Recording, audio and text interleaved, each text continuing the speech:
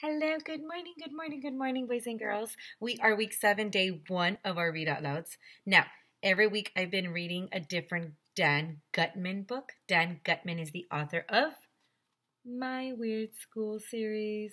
So, I've been reading, I've already read 6 books, so this is my 7th book that I will be reading. I hope you are liking them because it is one of my favorite series. And if you haven't seen, go to my YouTube channel. There is a video that I posted. It's of Dan Gutman saying hello to Sharp Elementary students. Okay, so let's get started. So Miss Kraft is Daft. Okay, so I will read chapters 1, 2, and 3 today because they are not very long. So let's get started. So chapter 1, it's called, All About Snot. All About Snot. Your snot, your boogers, your mocos. Okay, All About Snot. Chapter 1. My name is AJ, and I hate snot. Isn't snot gross? Liquid gunk comes out of your nose. How could it not be gross? Last week, my teacher, Mr. Granite, who's from another planet, came to school sneezing and wheezing. His nose was red. He looked terrible. Are you sick, Mr. Granite? Asked this crybaby girl named Emily. My head is all stuffed up, said Mr. Granite, and then he blew his nose to a tissue. Well, he didn't really blow his nose into the tissue, because if he did that, he wouldn't have a nose anymore. He blew the snot from his nose into the tissue, and then he threw the tissue into the garbage can. Ew, I thought I was going to throw up. That's like almost as disgusting as blowing the snot straight into the garbage can. Excuse me, Mr. Granite said. I need to go get more tissues. While Mr. Granite was out of the room, the class had a very interesting discussion. If your head is all stuffed up, asked Alexia, this girl who rides a skateboard all the time, I guess that means your head is full of snot? No, it's not, I said. Get it? It's snot? Nobody laughed at my joke, so I pretended that I never made it. If you ever tell a joke and nobody laughs, just pretend that you never made the joke, and then you just keep talking. That's the first rule of being a kid. A head can't be full of snot, I explained, because if it was full of snot, there would be no room for your brain. That wouldn't be a problem with you, said Andrea, this annoying girl with curly brown hair, because you don't have a brain.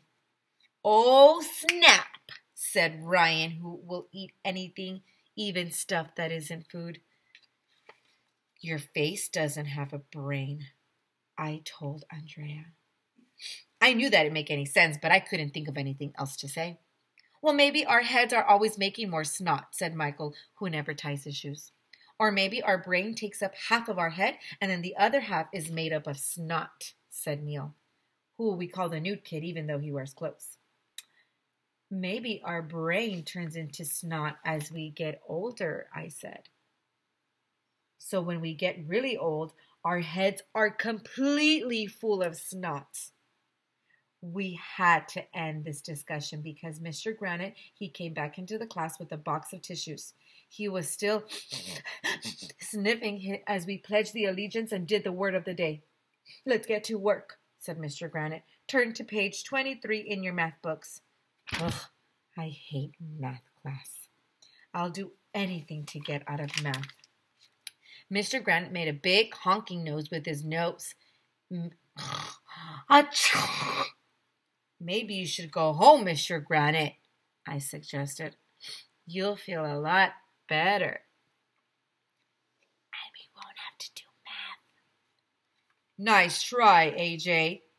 Page 23 is my favorite math lesson, but every time I try to work on it with you kids, you get called to an assembly. Well, I checked, and there's no assembly today. So I'm not going to get a little cold to stop me from... He didn't even get a chance to finish his sentence because an announcement came on the loudspeaker. All classes, please report to the all-purpose room for a surprise assembly. Not again, shouted Mr. Granite. He was so mad I thought he might jump out the window. And that ends chapter 1. Okay, we're going to start chapter 2. It's called No More Mr. Nice Guy. We had to walk 1,100,000 miles to the all-purpose room for the surprise assembly. I don't know why they call it the all-purpose room, because you can't use it for bungee jumping.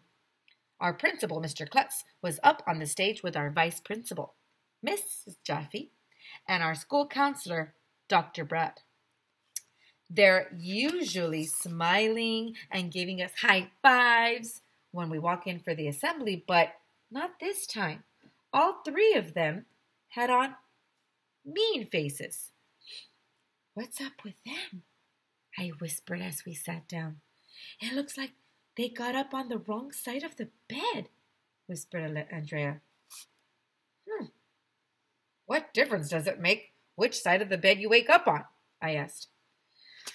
It's just an expression, Arlo, said Andrea, rolling her eyes. She calls me by my real name because she knows that I don't like it. Well, maybe somebody died, Ryan whispered. Mr. Klutz, Mrs. Jaffe, and Dr. Brad were all wearing T-shirts that said Boggs on them. What do you think Boggs stands for? Neil, the nude kid, asked. Big ostriches go slow? Guessed Ryan. Boring old geezer society? Guessed Michael. Body odor gets stinky? Guessed Alexia. Be on guard. I didn't get a chance to finish my sentence because Mr. Klutz held up his hand and made the shut up peace sign. Mrs. Jaffe tapped on her microphone. Everybody stopped talking. It was so quiet in the all-purpose room that you could hear a pin drop. That is, if anybody brought pins to school and started dropping them. But why would anybody do a dumb thing like that? And there's a picture. We are disappointed in you children, said Mrs. Jaffe. Once again, Dirk's school got the award for having the best behavior of the month. Dirk's school is on the other side of the town. That's where all the genius kids go to. We call it the dork school. Mrs. Jaffe sat down and Dr. Brad stepped up to the microphone. We have been having a lot of behavior problems lately, he said. Students have been yelling and running through the hallways. Kids are talking back to their teachers. There have been food fights and riots. This is not the way children are supposed to behave in school. So we're starting a program to improve behavior and teach respect here at elementary school. Dr. Brad sat down and Mr. Klutz stepped up to the microphone. He has no hair at all, and I mean none. Mr. Klutz's head is really shiny. They could use it to signal ships that are lost on sea. BOG stands for behavior or get suspended, said Mr. Klutz. I've tried to be kind to you children, but it didn't work. So from now on, it's no more Mr. Nice Guy. Students who misbehave will get suspended. Wow, I remember when Mr. Klutz was a good guy. One time, I got sent to his office for bad behavior, and he gave me a candy bar. You know, that was cool. Now he's all mean. I expect exemplary behavior at elementary school, he continued, and that is all I have to say.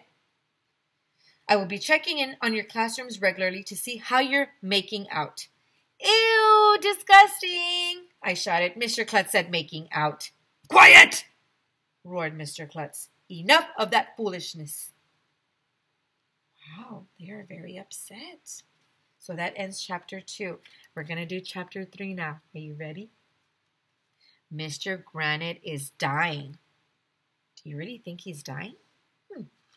We had to walk 1,100,000 miles back to class in single file. Everybody was being real quiet. Nobody wanted to get in trouble with Mr. Klutz. I looked around for Mr. Granite, but I couldn't find him. When we passed the front office, our school nurse, Mrs. Cooney, she pulled me out to the line. She is beautiful, and she has eyes that look like cotton candy. One time, she wanted me to marry her, but I couldn't because she was already married to some guy named Mr. Cooney. AJ, she whispered, please tell me that please tell your class that Mr. Granite went home for the rest of the day. Is he gonna be okay? I asked. Oh, yes, said Miss Cooney. He only has a cold. So I ran to catch up to the rest of the class. They were just going out into the room, and everybody was still in their best behavior. Even the guys folded their hands on their desks like this and kept their feet on the floor. It was weird. Where's Mr. Granite? Neil, the nude kid, asked. Mr. Granite has a cold, I whispered, so he went home for the rest of the day. Spread the word. So Neil turned around and whispered to Emily, Mr. Granite is old, so he went home for the rest of the day. Emily opened her eyes really wide. Then she turned around and whispered to Ryan, Mr. Granite is old, so he went to a rest home, she said. Ryan leaned over to whisper to Ryan, old Mr. Granite was put in a home for the rest of his life. Michael turned around and then he whispered to Andrea, Mr. Granite was put in an old age home to rest until he's dead. Mr. Granite is dying, shouted Andrea. Suddenly everybody started yelling and screaming and crying and freaking out. But Mr. Granite is so young, said Michael wailed. He was such a good man, Neil, the nude kid, said. I need to speak to a grief counselor, screamed Emily. Why? Everybody was moaning. Kids were weeping, holding their heads and wiping their eyes. The girls were talking about what they were going to wear to Mr. Granite's funeral. That's when Mr. Klutz came running into the classroom like his hair was on fire. What's the matter? He shouted. Is someone hurt? Is someone hurt? Mr. Granite is dying, yelled Andrea. No, he's not, said Mr. Klutz. He has a cold, so he went home for the rest of the day. Who told you that he was dying? Ryan looked at me, then Alexia looked at me, and then Michael looked at me, and then Emily looked at me, and then everybody was looking at me. AJ told us that Mr. Granite is dying, Andrea said, pointing at me. I did not. You did too. Did not. Did too. We went on like that for a while until Mr. Klutz clapped his hands together. 5 claps means shut up. Nobody knows why. Remember what I said about your behavior, said Mr. Klutz as he left the room. If you kids can't behave, some of you are going to be suspended. I am not fooling around. Uh-oh. That's the end of chapter 3, boys and girls. I wonder what's going to happen.